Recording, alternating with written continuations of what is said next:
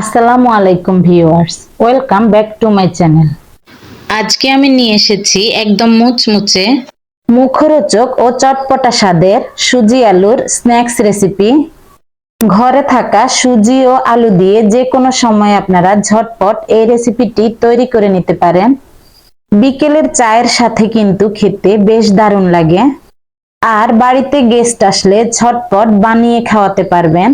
সুজি আলুর স্ন্যাক্স বানানোর জন্য আমি প্রথমে একটা কড়াই বসিয়ে দিলাম, দিয়ে দিলাম 2 কাপ পানি।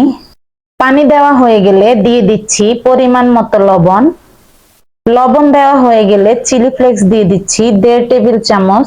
সাথে দিচ্ছি ধনিয়া পাতা কুচি, চাইলে এখানে কারি পাতাও দিতে পারেন।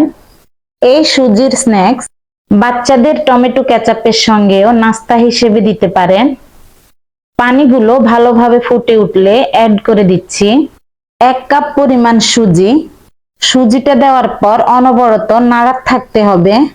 গ্যাসের ফ্লেমটাকে লোতে রেখে সুজিটাকে অনবরত নাড়াতে থাকতে হবে ততক্ষণ ধরে যতক্ষণ না সুজির দানাগুলো ফুলে যাচ্ছে বা ডোয়ের আকার নিয়ে নিচ্ছে। সুজির ডোটা খুব ঘন হয়ে গেছে, ফুলে গেছে। এবার আমি গ্যাসের ফ্লেমটা বন্ধ করে দিয়ে দেব 2টো মাঝারি সাইজের আলুগুলো আমি সিদ্ধ করে ম্যাশ করে নিয়েছি। সাথে দিচ্ছি 1 টেবিল চামচ জিরার গুঁড়ো, সাথে 1 টেবিল চামচ পরিমাণ দিয়ে দিচ্ছি লেবুর রস।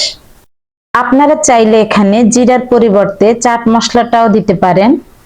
এবার সবগুলো মিশ্রণকে ভালোভাবে নেড়েচেড়ে মিশিয়ে নিতে হবে। এবার সমস্ত মিশ্রণকে একটা প্লেটের মধ্যে নিয়ে আমি একটু জুড়িয়ে নেব। অল্প গরম অবস্থায় কিন্তু হাত দিয়ে ভালোভাবে মেখে মিশিয়ে নিতে হবে। ভালোভাবে মিশিয়ে আটার ডোয়ের মতো করে নিতে হবে। এবার হাত ভালোভাবে ধুয়ে নিয়ে তেল লাগিয়ে হাতে এবার ছোট ছোট ডো নিয়ে হাত দিয়ে গোল গোল করে এবার 2 হাতের তালুতে ডলে ডলে চ্যাপ্টা করে গোল গোল সাইজ করে নিচ্ছি। দেখতেই পাচ্ছেন আমি এভাবেই কিন্তু সমস্ত স্ন্যাক্স গুলো তৈরি করে নেব। সেম ভাবে বানিয়ে আমি আরেকটা স্ন্যাক্স দেখিয়ে দেব।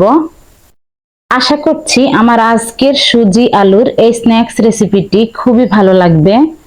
ভালো লাগলে আমার চ্যানেলটি সাবস্ক্রাইব করা না থাকলে প্লিজ সাবস্ক্রাইব করে নেবেন এবং বেল বাটনটি অন করে রাখবেন পরবর্তী ভিডিওর নোটিফিকেশন পাওয়ার জন্য।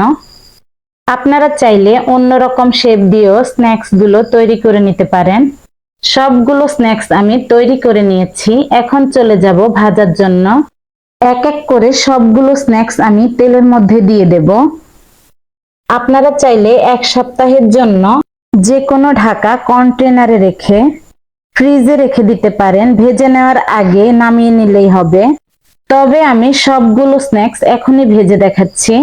স্ন্যাক্স গুলো তেলের মধ্যে দেওয়ার পর গ্যাসের ফ্লেমটা মিডিয়ামে রেখেই 3 থেকে 4 মিনিট অপেক্ষা করে স্ন্যাক্স গুলো পাল্টে দিতে হবে।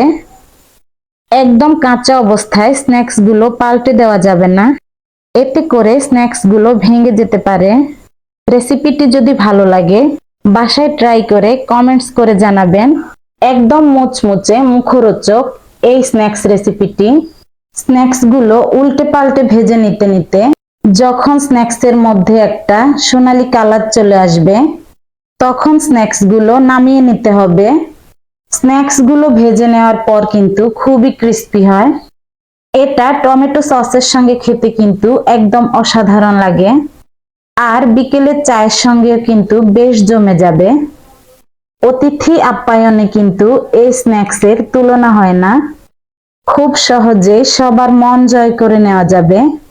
একটা সার্ভিং প্লেটে কিচেন টিস্যুর মধ্যে আমি স্ন্যাক্স গুলো নামিয়ে নেব। রেসিপিটি ভালো লাগলে ফ্রেন্ডস এবং ফ্যামিলির সঙ্গে শেয়ার করে নেবেন। স্ন্যাক্স গুলো নামানোর পর আমি সার্ভিং প্লেটে সার্ভ করে নিচ্ছি। তো আজকের মতো এখানেই বিদায় নিচ্ছি। সবাই খুব বেশি ভালো থাকবেন এবং সবাইকে খুব বেশি ভালো রাখবেন। এতক্ষণ আমার ভিডিওর পাশে থাকার জন্য ধন্যবাদ জানিয়ে আজকের মতো এখানেই বিদায় নিচ্ছি। Thanks for watching my video. আল্লাহ হাফেজ।